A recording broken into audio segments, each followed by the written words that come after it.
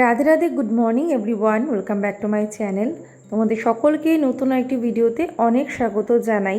আজকে তোমাদের সাথে শেয়ার করছি যে আমি আমার বেডরুমটা যেভাবে রোজ পরিষ্কার করি বা কিছু গুড হ্যাবিট বা কিছু টিপস যেটা তোমাদের অবশ্যই কাজে লাগবে, যে কিছু অভ্যাসের দ্বারা কিভাবে আমরা আমাদের ঘর সুন্দর পরিষ্কার পরিচ্ছন্ন রাখতে পারি, যাতে আমাদের ঘরে পজিটিভিটি থাকে, মা লক্ষ্মী কৃপা প্রাপ্ত করতে আমরা যেই নিয়মগুলো একটু যদি মেনে চলতে পারি, সেটাই আজকে তোমাদের সাথে শেয়ার করছি। তো বাচ্চারা স্কুলে যাওয়ার পরে যেখান থেকে আমি আমার সংসারের কাজগুলো স্টার্ট করি, সেটাই আজকে তোমরা দেখবে। তো দেখো, আমি কিন্তু সকালে স্নান করে নিয়েছি, মানে ওদেরকে স্কুলে রেডি করানোর আগেই কিন্তু আমার ঘুম থেকে ওঠা, টুকটাক কাজকর্ম, স্নান সব হয়ে গেছিলো। তারপরে আমি ওদেরকে ঘুম থেকে তুলেছি, ওদেরকে রেডি করিয়েছি, সব কিছু খাবার দাবার বানিয়েছি, যেমন টিফিন বানানো, এই সমস্ত কিছু করে তারপরে স্কুলে পাঠিয়ে দেওয়ার পরেই কিন্তু আমি আমার সংসারের আদার্স যে কাজগুলো সেগুলো স্টার্ট করলাম। তো আজকে বেডরুমের একটু কাজ আছে, যেহেতু বেডশিটটা চেঞ্জ করব, তো একটু নতুন করে ভাবছি একটু গুছিয়ে নেব। সবার আগের একটা সবথেকে গুড হ্যাবিট, যেটা নাম্বার ওয়ানে আমি বলবো, সকালবেলায় যদি সম্ভব হয় স্নানটা করে নেওয়া। একটু ভোরে ভোরে ঘুম থেকে উঠে সংসারের কাজ সেরে নিয়ে স্নানটা যদি সকাল 9টার মধ্যেও অন্তত করে নেওয়া যায়, খুব ভালো হয়। অবশ্যই আমি বলবো না এটা খুবই জরুরি, কারণ এক একজনের ঘরের কাজের ধরন এক এক রকম হয়। কারোর পক্ষেই মানে সব কাজগুলো একটা সকাল সকাল টাইমে কমপ্লিট করা সবার পক্ষে সম্ভব হয় না। তো সেক্ষেত্রে আমি বলবো না, তো যদি চেষ্টা করে পারা যায় তাহলে খুব ভালো হয়। তো আমি তো আগে রোজ সকাল 8টার মধ্যে আমার স্নান হয়ে যেত। ইদানিং হয়তো সেটা আমি প্রতিদিন রুটিনটা মেনটেন করতে পারি না, তবে চেষ্টা করি। তো যাই হোক, এখন দেখো স্নান করার পরে যেটুকুনি নিজের জন্য খেয়াল রাখা দরকার, চুলটা একটু আঁচড়ে নেব, সিঁদুর পরবো, মুখে একটুখানি এমন একটা ক্রিম আমি ইউজ করব যেটা আমার সকালবেলায় মেখে নিলে যেটা একটু সানস্ক্রিনেরও কাজ করবে, স্কিনের পক্ষেও ভালো হবে। তো সেই রকমই কিছু আমি একটু মেখে নিই, যেটাতে SPF থাকবে। কারণ আমরা যদি মনে করি রোদে বেরোবো না, তা সত্ত্বেও কিন্তু যখন আমরা রান্নাঘরে গিয়ে গ্যাসের সামনে দাঁড়িয়ে রান্না করব, তখন কিন্তু আমাদের মুখে তাপটা লাগে, আর এমনি তো তেলের ঝাঁজ এটা ওটা কিন্তু আমাদের স্কিনের ওপরে বসে যায়। পরবর্তীকালে কিন্তু স্কিনে একটা ট্যান পড়ে যেতে পারে বা স্কিনটা ডাল হয়ে যেতে পারে। তো ওই জন্যই স্কিনেরও একটু যত্ন নেওয়া দরকার একটা টাইমের পরে। তো এখন সবার আগে একটু চা করে নিচ্ছি, কারণ চাটা খেয়েই যাবতীয় কাজগুলো করব, তার কারণ না হলে চাটা খেতেও দেরি হয়ে যাবে। তো সেই জন্য করে নিলাম একদম লিকার চা। এটা হচ্ছে লিকার ফ্লেভার চা, এটা লিকার চা খাওয়ার জন্যই এই চা পাতাটা। তো এটা এখন ইদানিং আনা হয়, তো সেই জন্য এই চাটা খেতেও বেশ ভালো লাগে, লিকার চা। আর এটা দিয়ে কিন্তু দুধ চা করলে কালার একদমই আসবে না, প্রচুর চা পাতা লেগে যায়। এটা শুধুমাত্র লিকার চা খাওয়ার জন্যই। তো আমি সাথে সাথে ব্রেকফাস্টটাও বানিয়ে দিয়ে দিয়েছিলাম মাকে, কারণ এরপরে খেয়ে দিয়ে মা হয়তো উপরে ঠাকুরের কাজকর্ম সারতে যাবে। তো মার আর ব্রেকফাস্টটা করা হয় না, সেজন্য আমি আগে মাকে ব্রেকফাস্টটা দিয়ে দিয়েছিলাম চা খাওয়ার পরেই। এই যে গোলা রুটি করে দিলাম। আর আজকে ওদের টিফিনেও আমি দিয়েছিলাম হচ্ছে নুডলস করে দিয়েছিলাম, ভেজ নুডলস, মানে গাজর দিয়ে আলু দিয়ে। আর সাথে ওরা যখন সকালবেলায় খেয়ে গেছে, আজকে আর ভাত খেয়ে যায়নি, ওই প্যানকেক মানে গোলা রুটি খেয়ে গেছে। তো যাই হোক, চলে এসেছি এবারে আমি আমার বেডরুমে। এবারে আমি আমার কাজগুলো সুন্দরভাবে গুছিয়ে করতে পারবো। তো চলো শুরু করে দেওয়া যাক। আর নাম্বার 2-এ আমি বলবো, যেটা গুড হ্যাবিট, যেটা তোমার লাইফটা চেঞ্জ করতে পারে, কিছু হ্যাবিট যদি তোমরা অভ্যেস করতে পারো, যেরকম ঘুম থেকে উঠেই কিন্তু স্মার্টফোনটা হাতে না নেওয়া, এটা কিন্তু খুব দরকার। যেটা কিন্তু আমি অন্তত করি, মানে আমার এই অভ্যেসটা কোনো দিনই নেই যে ঘুম থেকে উঠে ফোনটা হাতে নেওয়া বা কোনো কিছু হয়তো অনলাইন থাকা বা কিছু দেখা, এই অভ্যেসটা আমার নেই। খুব রেয়ারলি হয়তো আমি কোনো দিন হাতে নিয়েছি বা কোনো প্রয়োজন ছিল, এছাড়া আমার একদমই অভ্যাসে নেই সকালে ঘুম থেকে উঠেই ফোনটা হাতে নেওয়া। সেটা আমার যদি বালিশের পাশেও ফোনটা থাকে, তাও আমি কিন্তু ঘুম থেকে উঠে ফোন হাতে নিয়ে কখনো অনলাইন হই না, বা কোনো রকম কোনো অ্যাপ খোলা বা কোনো কিছু দেখা, ওই সমস্ত কিছু করি না। শুধুমাত্র অ্যালার্মটা দেওয়ার জন্যই ফোনটা আমার কাছে থাকে। তো যাই হোক, এটা কিন্তু খুব দরকার যে ঘুম থেকে উঠে ফোনটা হাতে না নিয়ে যাতে দিনটা শুরু করা যায়, তাহলে কিন্তু একটা আলাদা এনার্জি কিন্তু তুমি মানে কনজিউম করতে পারবে। আর ফোনটা দিয়ে যদি দিনটা শুরু করো ফোনে কিছু দেখে, তাহলে কিন্তু সেইভাবেই দিনটা শুরু হবে। কারণ আমরা যেটা স্ক্রিন টাইম যেটা স্পেন্ড করব সেটাই কিন্তু আমাদের লাইফে হতে থাকবে, সেটা নেগেটিভ বা পজিটিভ। তো সেটা তুমি চুজ করবে যে তুমি কি দেখছো তোমার ফোনে বা কি অ্যাবজর্ব করছো। তো যাই হোক, আমি কিন্তু এখানে কোনো জ্ঞান দিচ্ছি না, আমি কিছু জাস্ট আমি নিজের লাইফের এক্সপিরিয়েন্স দিয়ে তোমাদের সাথে কিছু টিপস বা ভালো কিছু হ্যাবিট শেয়ার করছি, যেগুলো আমি নিজে ফেস করেছি, সেটাই আজকে তোমাদের সামনে তুলে ধরলাম। তো আমি টুকটাক একটু ঘরে চেঞ্জ করতে ভালোবাসি। যেরকম এইটা তোমরা দেখেছিলে যে যখন আমি মেকওভার ভিডিওটা বানিয়েছিলাম, এর ড্রয়ারটা কিন্তু আমার বেডের ওই পাশে আমি রেখেছিলাম, জানলার কাছ দিয়ে। কিন্তু একটা প্রবলেম যেটা হচ্ছিল, বাড়িতে ঢুকেই ধরো বাড়িতে আসার পরে আমার হাজব্যান্ড হয়তো ওয়ালেটটা রাখলো, কি ঘড়ি তারপরে সানগ্লাসটা, এগুলো সব রাখার জন্য ড্রয়ারটা ব্যবহার করা হতো। তো ওই ড্রয়ারে আর কি রাখা একটা অভ্যাস ছিল। তো যখন ড্রয়ারটা ওই পাশে রাখা হয়েছিল তখন কিন্তু একটু প্রবলেম হচ্ছিল, বাড়িতে এসেই ধরো আমারও কিছু জিনিস রাখতে গেলে ওই পাশটায় ঘুরে যেতে হচ্ছিল। কিছু ক্ষেত্রে হয়তো জিনিসগুলো আমি সামনেই রেখে দিচ্ছিলাম, হয়তো ড্রয়ারে রাখছিলামও না। তো ওর ক্ষেত্রেও তাই হচ্ছিল, ও এসে তো স্বাভাবিক ওর জিনিসগুলো রাখতে অসুবিধা হচ্ছিল, ছড়িয়ে ছিটিয়ে থাকছিল। তো দেখলাম যে না, হাতের কাছে ড্রয়ারটা রাখা দরকার, সেজন্য আমি এন্ট্রান্সে ঘরে ঢুকেই আমি পাশেই ড্রয়ারটা রেখেছি। আচ্ছা, যেটা হচ্ছে নাম্বার 3 হ্যাবিটের মধ্যে আমি বলবো, প্রতিদিন ঘরের সমস্ত কিছু একটুখানি জাস্ট একটু কাপড় বুলিয়ে নেওয়া বা মুছে নেওয়া। আর আমি যে ক্লিনিংটা করছি এটা অবশ্যই বলবো যে এটা অন্তত সপ্তাহে 2 দিন করতে হবে, করাটা জরুরি। কারণ হয়তো বেডশিট চেঞ্জ করলাম, সেই সময় পুরো খাটটা একটু মুছে নেওয়া, বা সপ্তাহে 2 দিন তো অবশ্যই করা দরকার। জানলাটা মুছে নেওয়া, হয়তো আমার ঘরে ওয়াল, যেরকম ওয়াল একটা আলমারি রয়েছে, যেটা হচ্ছে শোকেস, ওটা আমি ক্লিন করি হয়তো সপ্তাহে 1 দিন কি 2 দিন। ওটা কিন্তু প্রতিদিন ক্লিন করা হয় না। কিন্তু ড্রেসিং টেবিল বলো, আলমারি বলো, এগুলো কিন্তু প্রতিদিন না পারলেও অন্তত 1 দিন বাদে 1 দিন একটু মুছে নেওয়া দরকার। কেন মুছে নেওয়া দরকার, আমি যখন মুছবো তখন তোমাদেরকে অবশ্যই দেখাবো যে কেন আমি কথাগুলো বলছি, এই হ্যাবিটগুলো কেন আমাদের জীবনে থাকা দরকার। কারণ আমাদের একটা সুন্দর ক্লিন গোছানো জীবনটাই কিন্তু সাকসেসের দিকে নিয়ে যায়, বা যেখানে মা লক্ষ্মীর কৃপা দৃষ্টি আসে, বা জীবনে সফলতা অর্জন করতে গেলে কিন্তু অবশ্যই একদম নিট অ্যান্ড ক্লিন গোছানো একটা সুন্দর জীবনযাপনের প্রয়োজন আছে। তো যাই হোক, আজকে আমি বেডশিটটা চেঞ্জ করলাম। তো আমার একটু গ্রিন বেডশিট ভালো লাগে, একটা গ্রিনের মধ্যে দেখবে একটা পিসফুল একটা ব্যাপার থাকে। সেজন্য আমি যখনই বেডশিট পাতাতে যাই, চেঞ্জ করতে যাই, যতগুলো বেডশিট আছে তার মধ্যে থেকে আমার গ্রিনটাই যেন বেশি প্রেফার করি আমি। অটোমেটিক্যালি ওই গ্রিন বেডশিটের দিকেই আমার বেশি নজরটা যাবে।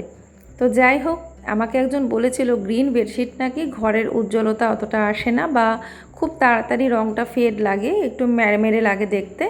কিন্তু কোথাও না কোথাও আমার বেশি একটা ব্রাইট কালারও খুব একটা ভালো লাগে না, আমার সবসময় একটু হালকা কালার, একটু ফেড কালারই বেশি ভালো লাগে। আরও একটা টিপস, যেটা হলো সবসময় একটু লাইট কালার চুজ করবে, একটুখানি যেগুলো খুব ভাইব্রেন্ট কালার সেগুলো চুজ করবে না, অন্তত বেডরুমের জন্য।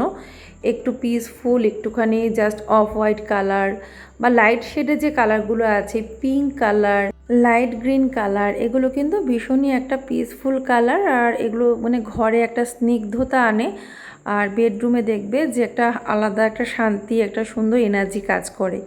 তো সেটাই বলবো, অবশ্যই সবসময় চেষ্টা করবে যে খুব বেশি ডিপ কালার, বা যেগুলো বেশি চকচকে ডিপ কালার, ডার্ক কালার, ওগুলো বেডরুমে ইউজ না করার।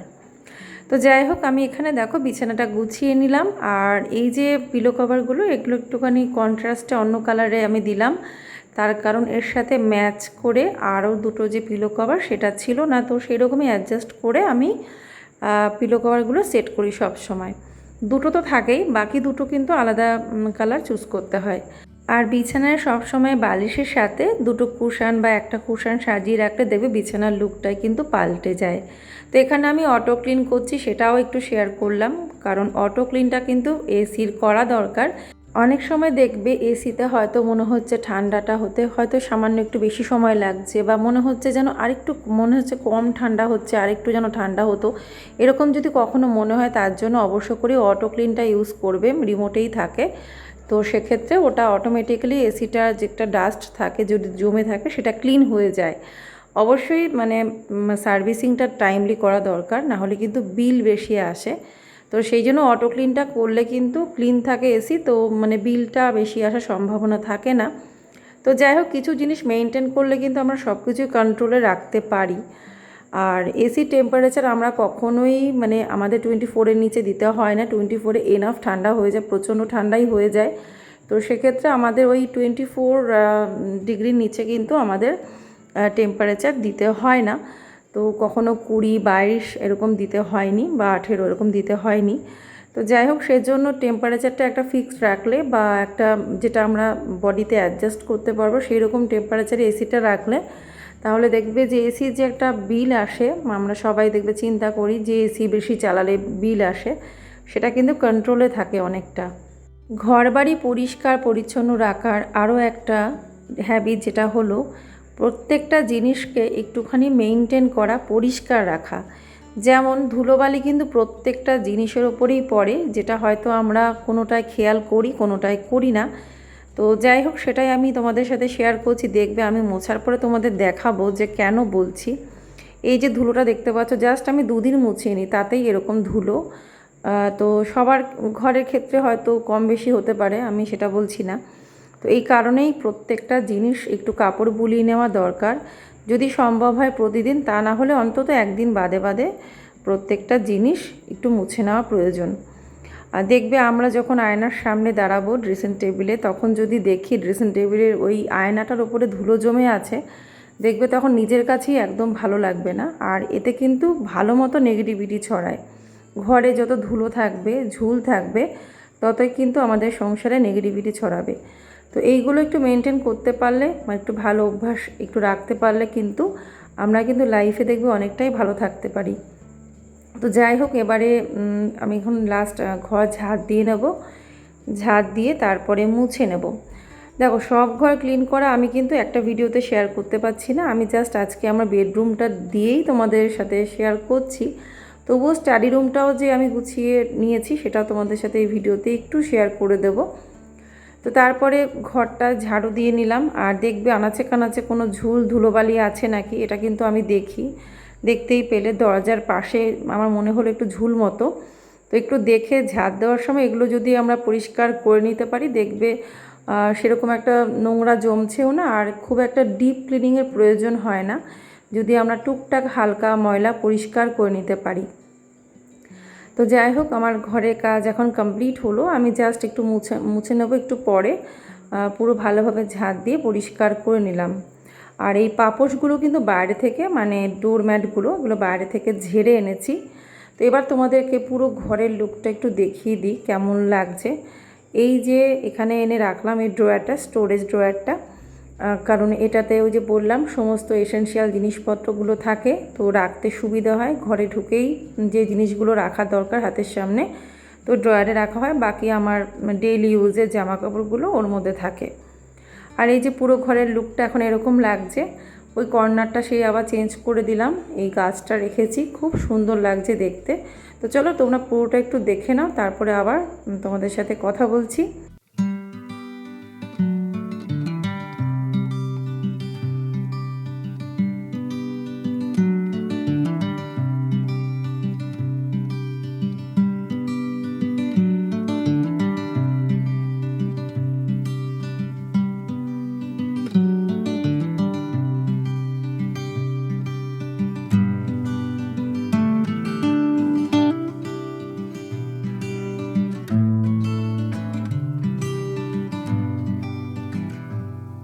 মাঝে মধ্যে ছোটোখাটো জিনিস একটু চেঞ্জ করে দেখবে, ঘরের লুকটা যেরকম চেঞ্জ হয়ে যাবে, সুন্দর লাগবে দেখতে, তার সাথে নিজের মনটাও দেখবে অনেকটা ভালো লাগছে।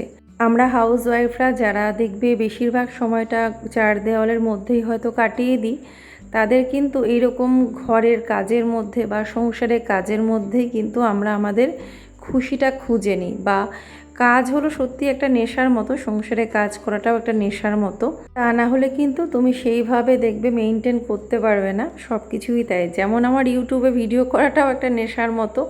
যতই ভাবি যে আর করব না, তাও 2 দিন যখনই হয়ে যায় তখনই মনে হয় যে কেন ভিডিও দিচ্ছি না, আবার মনটা খারাপ হয়ে যায়। তো যাই হোক, সব কিছু এরকম, মানে যেগুলোর সাথে আমরা একটা আমাদের একটা কানেকশান হয়ে যায়, বা যেটাকে আমরা ভালোবেসে ফেলি বা ভালোবেসে যে কাজটা করি সত্যিই সেটা একটা নেশার মতোই হয়ে যায়, তখন সেটা ছাড়া আর চলা যায় না। ঘরের কাজটাও তাই, দেখবে যেভাবে অভ্যাস করবে জীবনে সব কিছু, মানে সংসারের পরিচালনা করা সমস্ত কিছু সেইভাবেই অভ্যাসগুলো হয়ে যায়, তখন সেই কাজগুলো না করলে নিজের কাছেই দেখবে কেমন লাগবে। তো যাই হোক, জ্ঞান দিতে দিতে ওদিকের আমার বেডরুম, মানে ওদের স্টাডি রুমটাও একটু গুছিয়ে নিলাম, ওই ঘরে বেডশিটটাও কিন্তু চেঞ্জ করেছি, সেটা পুরোটা আমি আর শেয়ার করিনি। তো যাই হোক, এখন এই লাস্ট পর্ব চলছে ঘরগুলো মুছে নেওয়ার। আর ঘর মোছাটাও কিন্তু প্রতিদিন জরুরি, যেরকম ঝাড়ু দেওয়াটা জরুরি সেরকম ঘর মোছাটাও খুব দরকার প্রতিদিন। ঘর মোছা জলে একটুখানি নুন মিশিয়ে নিয়ে, মানে একটু লবণ দিয়ে কিন্তু ঘর মুছলে ঘরের নেগেটিভিটি দূর হয়, আমাদের যে আশপাশে যে একটা অরা থাকে সেটাও ক্লিন হয়, পজিটিভিটি আসে। তো এবারে আমি কেচে নিচ্ছি, যেগুলো আগে চেঞ্জ করলাম, বেডশিট দুখানা চেঞ্জ করেছি, টুকটাক সব মিলিয়ে কেচে নিলাম, যেগুলো আজকে বার করেছি। চেষ্টা করি যখনকারটা তখনই কেচে নেওয়ার, কারণ বেশি করে জমিয়ে রাখলে কিন্তু কাজের নিজেরই কষ্ট। তো সেক্ষেত্রে চেষ্টা করবে অল্প অল্প করে কেচে নেওয়ার, জমিয়ে না রেখে। তো এটাও কিন্তু একটা ভালো অভ্যেস যে অল্প থাকতে থাকতে কেচে নেওয়া। কিছুদিন আগেও আমাকে অনেক ভেবে কাজ করতে হতো, অন্তত কাছাকাছির ব্যাপারটা সব সময় করতে পারতাম না। তো এখন জলের আর কোনো অসুবিধে নেই, নিজেদেরই জলের পাম্প বসিয়ে নেওয়া হয়েছে মোটর বসানোর পরে, এখন আমারও আর কোনো কষ্ট নেই। তো যাই হোক, আজকে না রান্নাবান্না কিছু আর শেয়ার করা হয়নি। তো জাস্ট আমার লাঞ্চ থালিটা তোমাদের দেখাচ্ছি। ভাত রয়েছে, ডাল, আর রয়েছে ঝিঙে আলু তরকারি, আর করেছিলাম লতি, আর ছিল চিপস, ডালের সাথে আলুর চিপস। দেখলাম ডালের সাথে ভাজা কিছু করিনি, তো আলুর চিপস ছিল, আর একটা কাঁচা লঙ্কা নিয়েছি। আর আমার এই গরমকালে প্রতিদিন দইটা চাই, মানে দই দিয়ে ভাত দিয়ে লাস্টে খেতেই হবে। তো আজকের এই ভিডিওটা তোমাদের ভালো লাগলে অবশ্যই like, share, comment and subscribe করো। সবাই তোমরা ভালো থেকো, সুস্থ থেকো। আজকের মতো তাহলে আসি, tata, bye bye, Radhe Radhe.